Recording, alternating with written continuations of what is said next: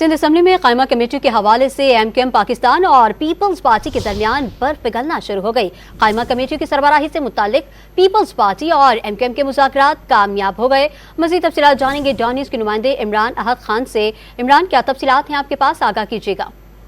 देखिए, बिल्कुल कायमा कमेटी के हवाले से MKM पाकिस्तान और पाकिस्तान पीपल्स पार्टी के दरमियान जो है बर्फ पिघलना शुरू हो गई है। सिंध असेंबली में पाकिस्तान पीपल्स पार्टी और MKM पाकिस्तान के दरमियान जो है वो कायमा कमेटी की चेयरमैनशिप के मुज़ाकरात जो है वो कामयाब हो गए। सिंध असेंबली की जो 8 कायमा कमेटी है उसके चेयरमैनशिप जो है वो MKM को दी जाएगी, जबकि स्पोर्ट्स, कल्चर, औकाफ, सोशल वेलफेयर, वुमेन डेवलपमेंट समेत ये 8 महकमे है जिसकी कायमा कमेटी के जो चेयरमैन होंगे वो MKM से ताल्लुक रखेंगे, जबकि MKM पाकिस्तान ने पब्लिक अकाउंट्स कमेटी समेत 12 से जायद जो कायमा कमेटी है उनका मुतालबा किया गया था। मतलब जराये ये बता रहे हैं कि 12 में से 8 जो है वो पाकिस्तान पीपल्स पार्टी कायमा कमेटी देने के लिए तैयार हुई, जबकि हमेशा जो अपोजिशन लीडर जो होता है वो पब्लिक अकाउंट्स कमेटी का सरबराह होता है, मगर पाकिस्तान पीपल्स पार्टी का ये कहना है कि पब्लिक अकाउंट्स कमेटी जो है वो इस बार अपोजिशन लीडर के बजाय हुकूमती पार्टी के पास होगी। जी, इमरान अहद खान तफसीलात से आगाह कर रहे थे, आपका शुक्रिया।